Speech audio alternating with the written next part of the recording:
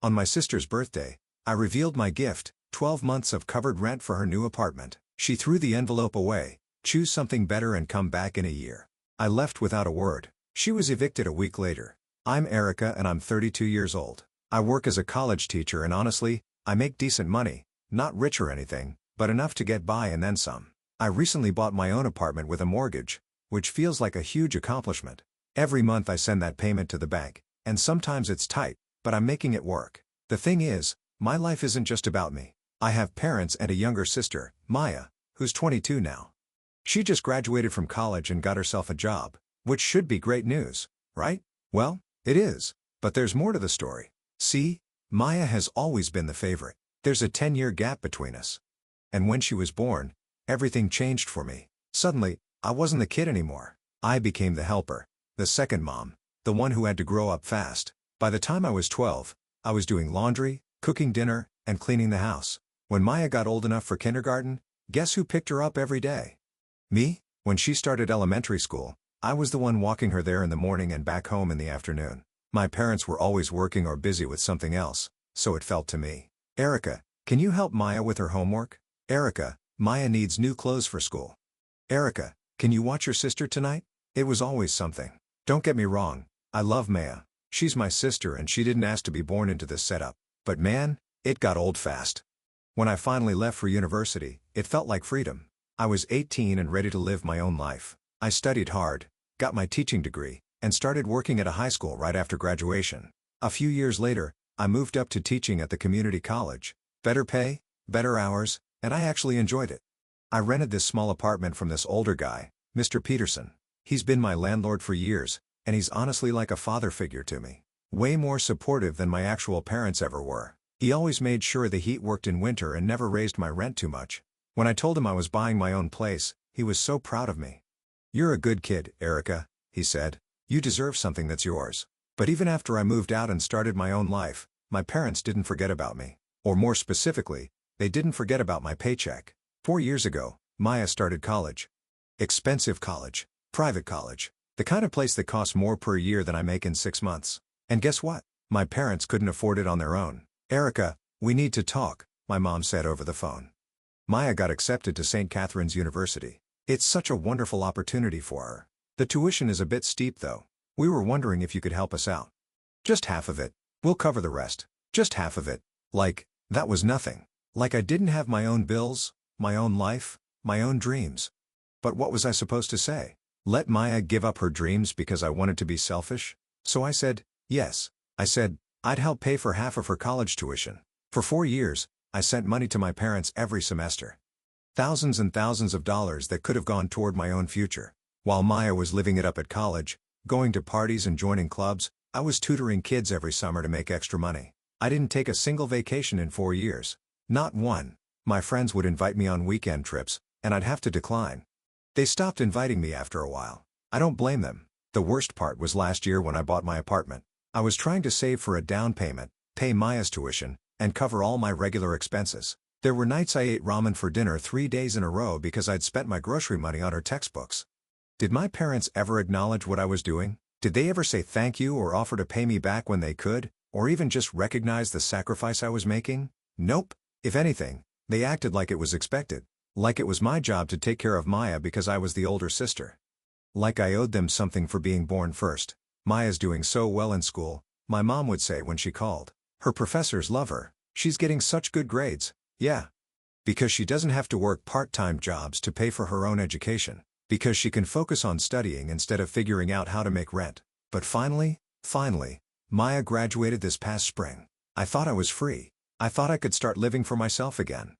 Maybe take that vacation I'd been dreaming about. Maybe buy some new furniture for my apartment instead of the secondhand stuff I'd been making do with. Then Maya told me she got a job but needed help finding a place to live. And somehow, that became my problem too. I ended up renting her a small apartment for Mr. Peterson. He had another property, a cute one-bedroom place that would be perfect for someone just starting out. The rent wasn't bad, but it was still rent. Maya seemed grateful at first. She'd call me and thank me for helping her out, tell me about her new job and how excited she was to be independent. But as the months went on, the thank yous became less frequent. The gratitude started feeling more like expectation. And my parents, they were so proud of how well Maya was doing. how successful she was, how independent she'd become. Independent, right. Independent with my money, paying her rent. Maya's 20th birthday was coming up in a few weeks, and I wanted to do something special for her, something meaningful. I'd been thinking about it for months, and I finally came up with the perfect gift. I was going to pay her rent for a whole year in advance, 12 months paid in full. It would give her the security to focus on her career without worrying about making rent every month. And more importantly, it would give me a clear end date. After those 12 months, she'd be completely on her own. I called Mr. Peterson and explained what I wanted to do. "That's very generous of you, Erica," he said. "Maya's lucky to have a sister like you."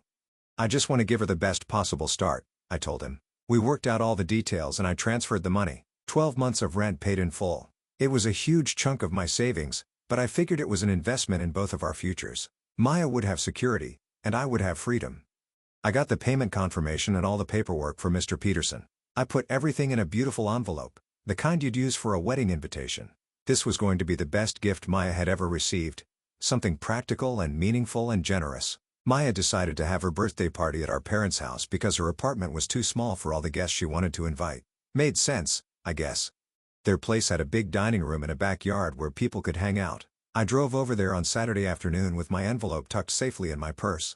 I was actually excited, which was weird for me. Usually family gatherings made me anxious, but this time I had something real to give Maya, something that would actually help her life. When I pulled up to the house, there were already like 15 cars in the driveway and on the street.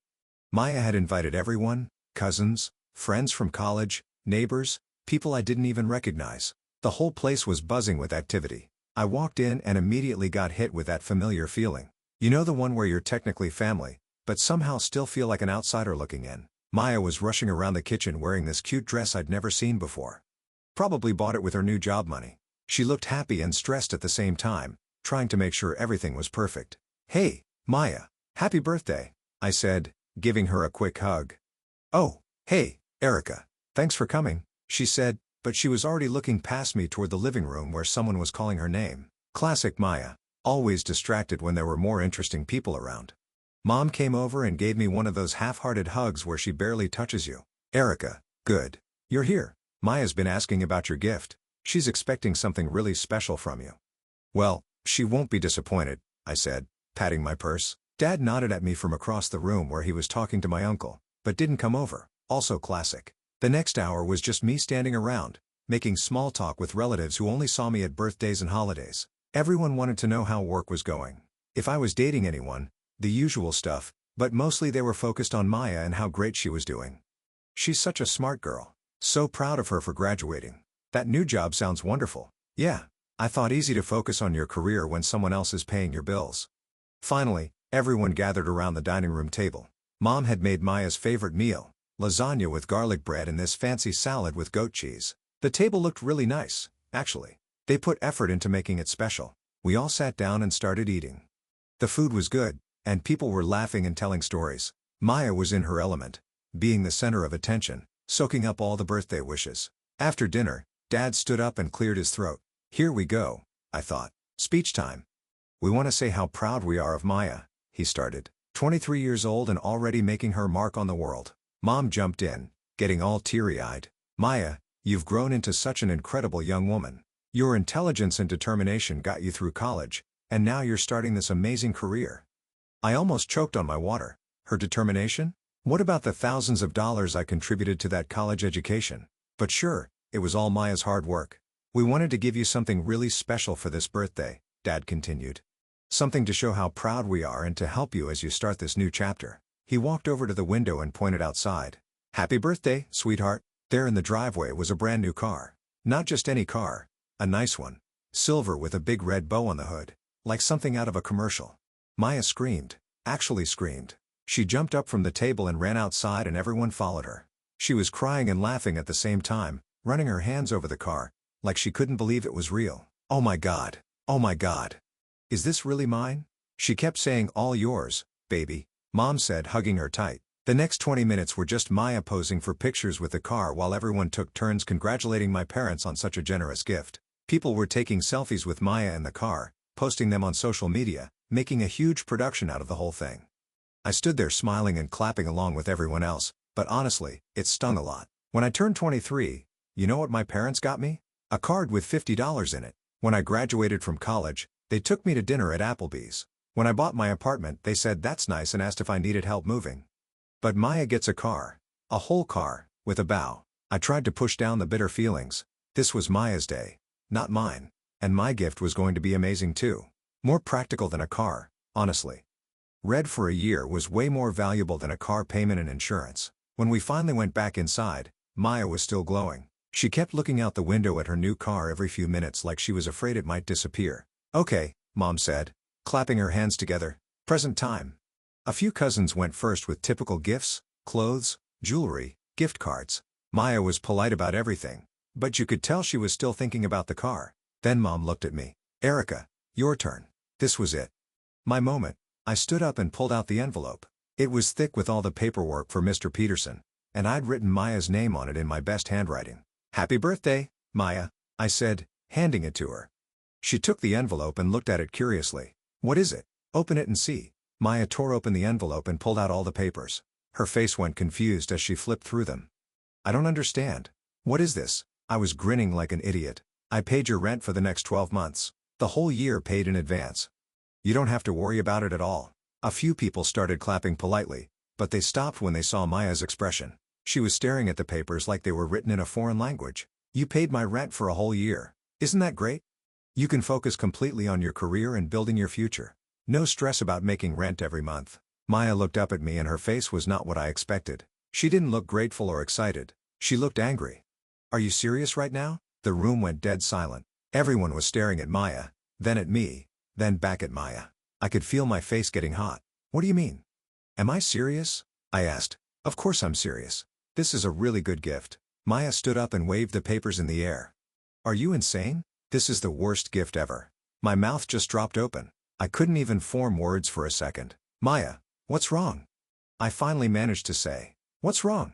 She practically screamed. "You're supposed to pay my rent anyway. This isn't a gift. This is just you doing what you're already supposed to do." The whole room was watching us now. Cousins were looking down at their plates. Friends were checking their phones. Everyone was super uncomfortable.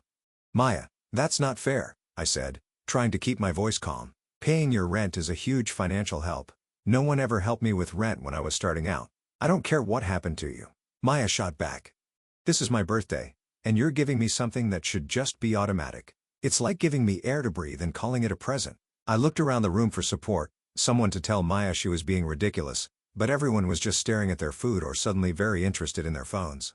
"Maya, honey, calm down," Mom said. But her tone wasn't telling Maya she was wrong. It was more like she was trying to manage the situation. "No, I won't calm down." Maya shoved the papers back into the envelope. "This is embarrassing. Look what Mom and Dad gave me. A car. A real gift. Something special and expensive and thoughtful." She threw the envelope at me. It hit my chest and fell onto the table. "Next year, get me something decent. Something like what Mom and Dad got me. Something that shows you actually care about me instead of just doing the bare minimum you're supposed to do anyway." The silence was crushing. I picked up the envelope and put it back in my purse. My hands were shaking. "Maya, I think you should apologize," I said quietly. "Apologize for what? For having standards? For wanting my sister to actually put thought into my birthday?" Dad cleared his throat. "Erica, maybe you should go. Maya's upset, and we don't want to ruin her special day." "Wait, I should go?" "It might be best," Mom said, not even looking at me. "Let Maya enjoy the rest of her party." I looked around the table one more time. All these people who'd eaten the food, enjoyed the celebration, watched Maya get a car, and now they were all just sitting there while my parents asked me to leave. "Fine," I said, standing up. "Happy birthday, Maya." I walked out without another word. Got in my car and drove home while my hands were still shaking from anger and hurt. When I got to my apartment, I just sat in my car for a few minutes. I couldn't believe what had just happened. 4 years of paying for Maya's college. Months of paying her rent. And when I tried to do something really generous, something that would help her for a whole year, she throws it back in my face and calls it the worst gift ever. I finally went inside and that's when I lost it. I sat on my couch and cried harder than I had in years. Not just sad crying, but angry crying. Frustrated crying. The kind of crying where you can't catch your breath. I felt so stupid. So used. So completely taken for granted. All those years of putting Maya first, putting my family first, and this is what I got for it. Insults and demands for better gifts. That's when I realized something. I was done. I'd been thinking about this all wrong. I kept waiting for my family to appreciate me. To acknowledge what I was doing for them. To treat me with the same love and respect they showed Maya, but that was never going to happen. I was never going to be the favorite. I was never going to be the one they bragged about or bought cars for. I was just the ATM, the reliable older sister who could be counted on to pay for things and then be ignored. Well, not anymore. I grabbed my phone and found Mr. Peterson's number. My hands weren't shaking anymore. I felt calm and clear for the first time in months. Mr. Peterson, it's Erica. I need to cancel Maya's lease. There was a pause. Oh, is everything all right? I have a really important reason for doing this. I know it's sudden, and I'm sorry for any inconvenience. Erica, you've been like a daughter to me all these years. If you need to cancel, there must be a good reason. I'm out of town right now, but I'll be back next week. How about we meet then and work everything out? I won't even charge you a cancellation fee. I've got other people interested in that place anyway. And honestly, after all the years you've been such a good tenant, I'm happy to help you out. I almost started crying again, but this time from relief. Thank you so much, Mr. Peterson. You're the best. We'll take care of everything next week. Don't worry about it. After I hung up, I turned off my phone and just sat in the quiet of my apartment. For the first time in 4 years, I felt like I could breathe. A whole week passed after that disaster of a birthday party. A whole week and not one phone call. Not from Maya, not from Mom, not from Dad. Radio silence. Part of me kept expecting my phone to ring. Maybe Maya would call to apologize for throwing my gift back at me. Maybe Mom would call to check on me, ask how I was doing after they basically kicked me out of the party, but nothing. It was like I didn't exist unless they needed money from me. On Friday, Mr. Peterson called to say he was back in town. We arranged to meet at a coffee shop near his office to handle the paperwork and get my money back. I brought him a bottle of expensive cognac as a thank you. I knew he loved good cognac, and after everything he'd done for me over the years, it felt like the least I could do. You didn't have to do this, he said when I handed him the bottle. You've been more supportive of me than my own family, I told him. I wanted you to know how much I appreciate it. We sat down and he pulled out all the lease paperwork. I'll handle telling Maya she needs to move out. You don't have to deal with that. Thank you, I said. I just can't keep doing this anymore. He nodded like he understood completely. Sometimes you have to put yourself first, Erica. That's not selfish. That's survival. I signed the cancellation papers and he handed me a check for the full amount I'd paid. Just like that, I had thousands of dollars back in my account. That evening, I was making dinner when my phone started going crazy. Call after call after call, all from Maya. I let every single one go to voicemail.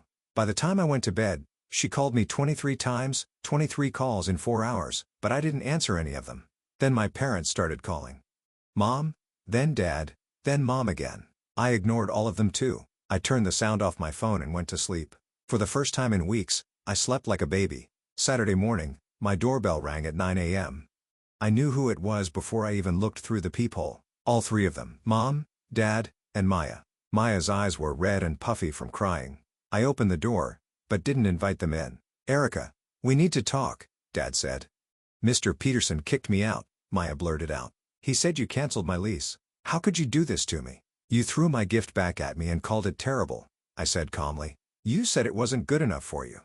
I was just upset. I didn't mean it. Mom stepped forward. Erica, this is vindictive. Maya made a mistake, but kicking her out of her apartment? That's going too far. I laughed. Actually laughed out loud. Vindictive? I'm tired of being your ATM while you all treat me like garbage. We don't treat you like garbage, Dad said. Really? When's the last time you called me just to see how I was doing? When's the last time you thanked me for paying thousands of dollars for Maya's college? When's the last time you got me anything for my birthday that cost more than $20? They all went quiet. Maya wiped her nose. Look, I'm sorry, okay? I overreacted, but I had to move back in with Mom and Dad because of you. Good. Maybe now you'll understand what it's like to not have everything handed to you. Erica, please, Maya said, starting to cry again. I can't afford my own place yet. I just started this job. Then you should have thought about that before you told me my gift wasn't good enough. I started to close the door, but Dad put his hand out to stop me. Maya apologized. What more do you want? I want you all to leave me alone. But they wouldn't leave. They kept standing there arguing with me, so I literally had to push them back and shut the door in their faces. I locked it and went to my bedroom where I couldn't hear them banging on it. They called me for days after that, but I blocked all their numbers. 2 weeks later, Mom called me from a number I didn't recognize. Erica, it's Mom. I almost hung up right there. We've accepted that you won't help with Maya's rent anymore, she said quickly. Like, she was afraid I'd hang up, but we need your help with something else. What now? The car we got Maya. We had to take out a loan for it, and the payments are really high. We can't afford them on our own. I literally could not believe what I was hearing. You want me to pay for the car loan? The car you gave her in front of everyone as your gift? Erica, please. The bank is going to repossess it if we can't make the payments. Then I guess Maya is going to lose her car. How can you be so heartless? She's your sister. She's my sister who told me my gift was terrible and demanded I get her something expensive like what you got her. Well, now she can pay for expensive things herself. I hung up on her. That was 2 months ago. I haven't talked to any of them since then. I hear things through my aunt sometimes. Maya is still living with my parents. The bank did take the car back when they couldn't make the payments. Maya is working, but apparently not making enough to afford her own place yet. Do I feel bad about it? Honestly, no. Not even a little bit. For the first time in 10 years, I'm only paying my own bills. I'm saving money again. I'm planning a vacation to Europe for next spring. I bought myself new furniture for my apartment. I'm living my life for me. My family treated me like an ATM for years. They took my money and my sacrifices for granted, then had the nerve to insult me when I tried to give Maya something meaningful. Well, now they know what life is like without me bankrolling everything. And you know what? I don't miss the stress, the guilt, or the constant feeling that nothing I did was ever enough. Maya is 23 years old with a college degree and a job. She can figure out her own life just like I had to figure out mine. I'm finally free.